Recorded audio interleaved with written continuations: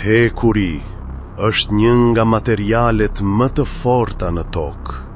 Për ta përpunuar, njerëzimit I duhet zjarr që arrin mbi 1000 gradë, që kanë furra, forcë, por në Kur'an Allahu na tregon për një njeri që e merrte hekurin në duar dhe hekuri zbutej, pa zjarr, pa qekan, pa asnjë vegël, si brumi në duart e bukpjekësit.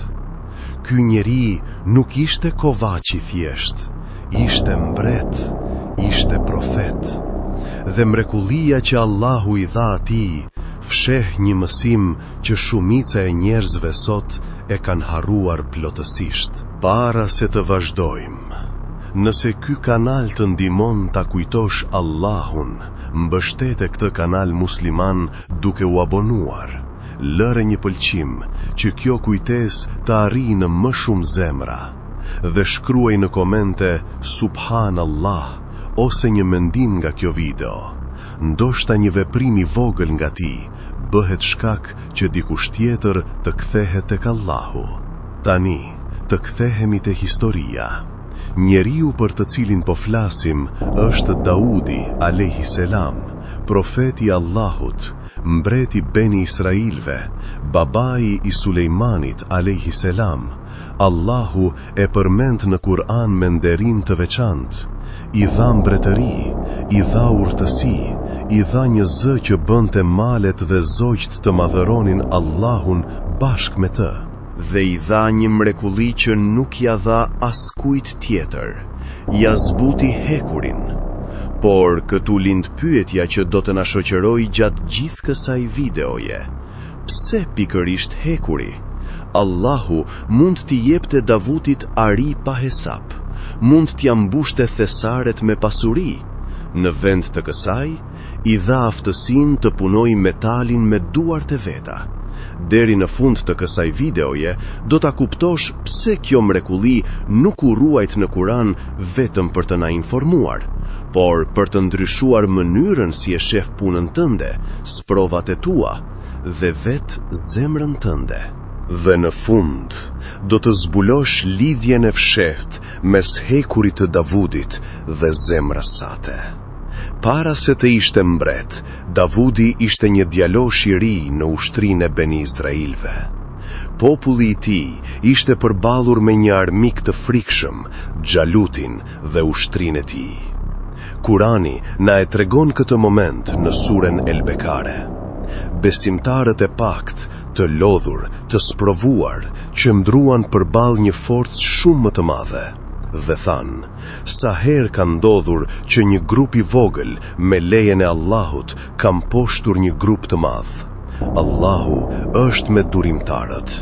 Dhe pastaj Allahu thot diçka të shkurtër, por që ndryshoi historinë. Dhe Davudi e vrau Xhalutin. Allahu I dha atij mbretërinë dhe urtësinë dhe e mësoi atë që ai deshi. Mendoje për një moment, një djalosh I panjohur përballë gjigantit që të merronte një ushtri të tërë. As një grad, as një fam, vetëm besim tek Allahu, dhe Allahu e ngriti atë djalosh deri në fron. Por kjo është ajo që shumë njerëz nuk e vënë re. Allahu nuk I dha Davudit vetëm pushtet. Ajeti thot mbretërinë dhe urtësinë, sepse pushteti pa urtësi shkatron. Dhe pikërisht këtu fillon pjesa e historisë që e bën Davudin ndryshe nga çdo mbret tjetër që ka njohur bota. Kur njeriu merr pushtet, zakonisht harron Allahun. Davudi bëri të kundërtën.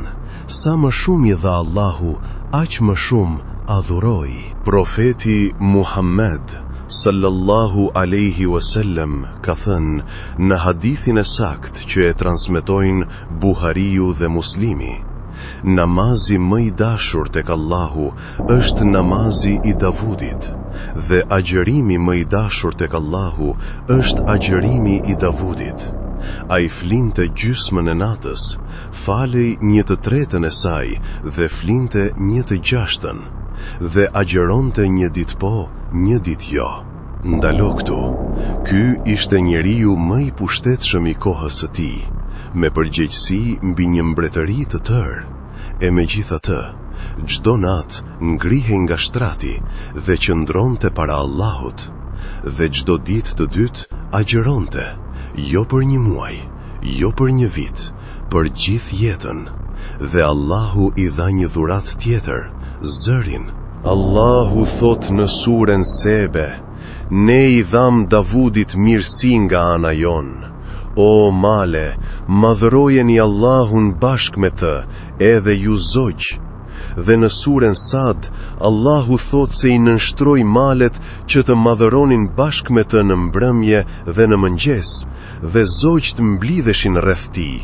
Imagjinoje, kur Daudi lexonte Zeburin, librin që Allahu ja zbriti, malet I përgjigjeshin me tesbih. Zogjt ndalonin fluturimin, krijesa pa gjuhë madhëronin Allahun bashk me të. Profeti sallallahu alaihi wasallam na tregon edhe një detaj mahnitës në Sahihun e Buhariut. Leximi I u lehtësua Davudit aq shumë sa urdhëronte të shallohen kafshët e tij dhe e përfundonte leximin para se ato të shalloheshin. Mbret, luftëtar, gjykatës, adhurues I palodhur.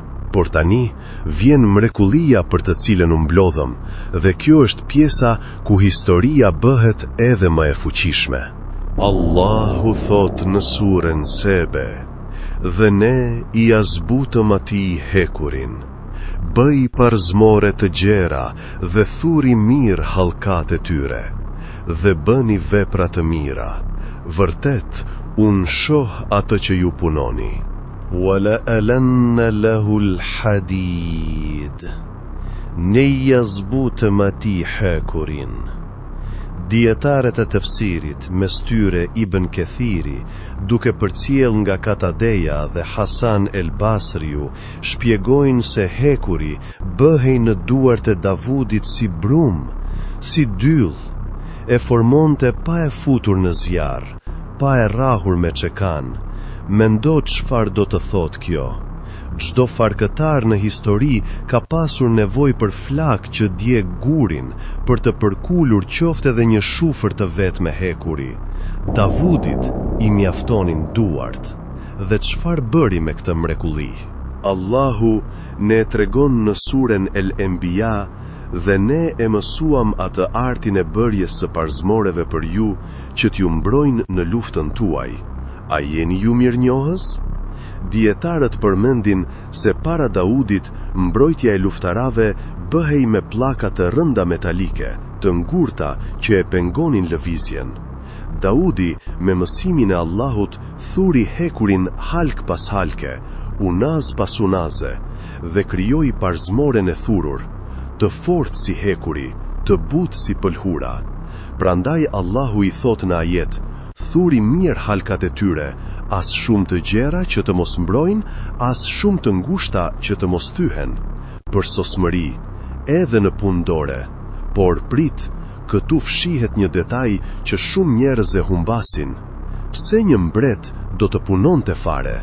Daudi kishte gjithçka, tesaret e mbretërisë ishin nën urdhrin e tij. Askush nuk do ta gjykonte nëse hante nga pasuria e shtetit. Por dëgjo çfarë ka thënë profeti Muhammed sallallahu alaihi wasallam në hadithin e saktë të Buhariut: askush nuk ka ngrënë kur ushqim më të mirë se ai që ha nga puna e duarve të veta. Dhe profeti I Allahut, Daudi, hante nga puna e duarve të tij.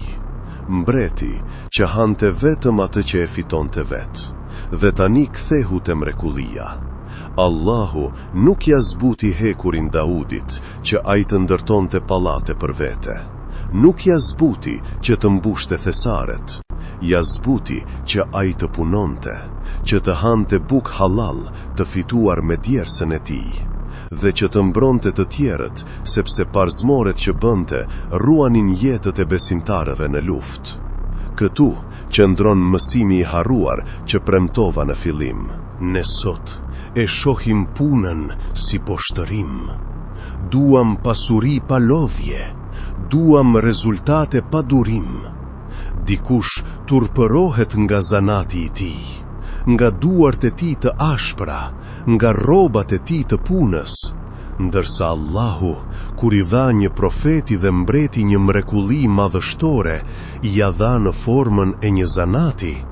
Puna halal nuk është turp, puna halal është gjurmë profetësh.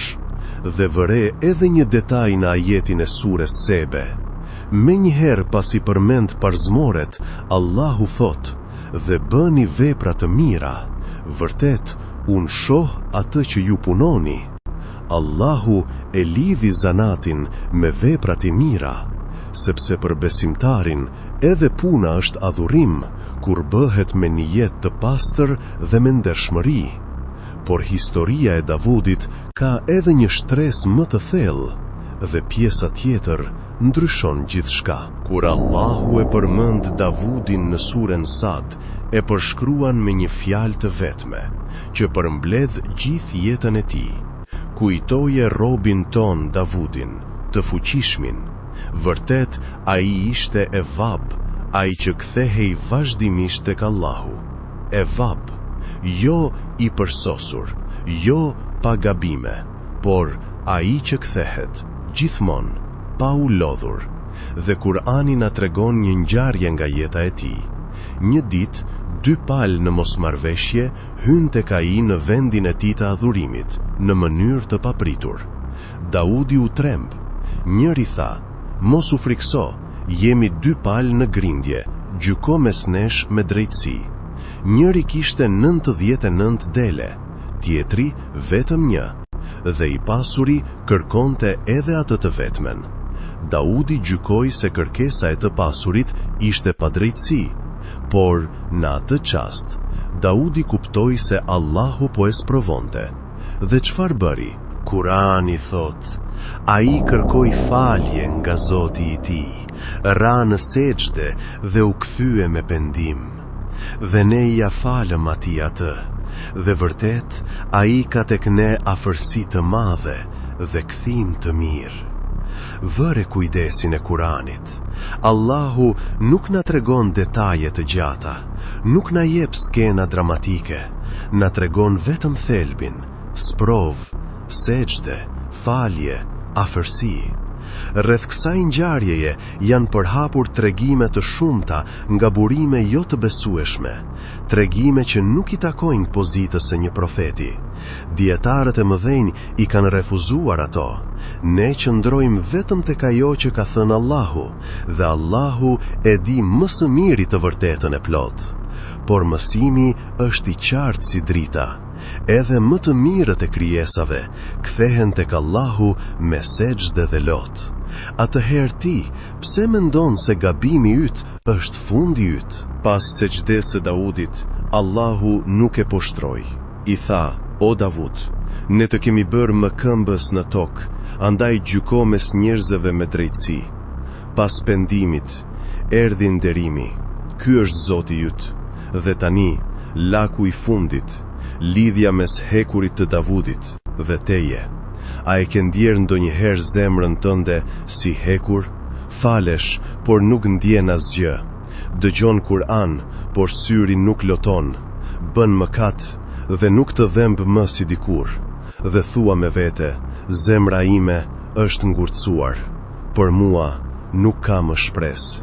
Dëgjo, i njëjti Zot që tha, ne ja zbutëm atij hekurin, thot në suren El Hadid, që do të thot pikërisht hekuri, a nuk ka ardhur koha për ata që besuan që zemrat e tyre të përulen para përmendjes së Allahut dhe para së vërtetës që ka zbritur? Allahu nuk ua bën këtë thirrje engjëjve, ua bën besimtarve me zemrat e lodhura.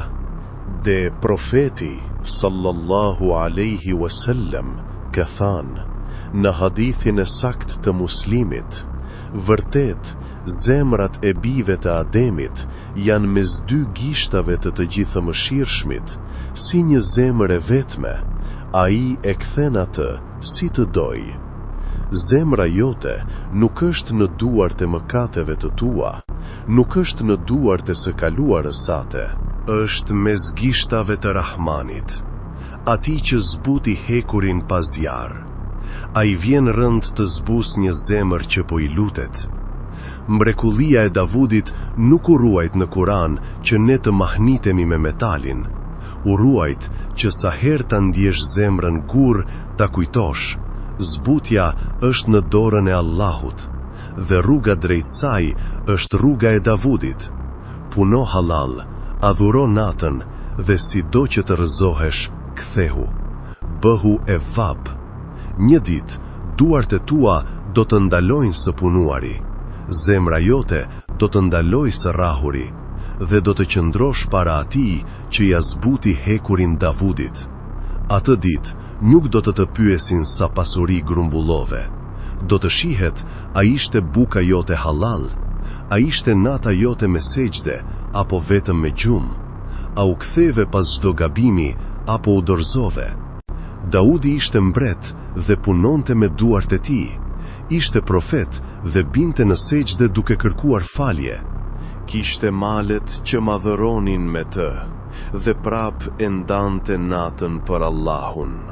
Nëse ai nuk e ndjeu veten të madh për t'u përullur, kush jemi ne?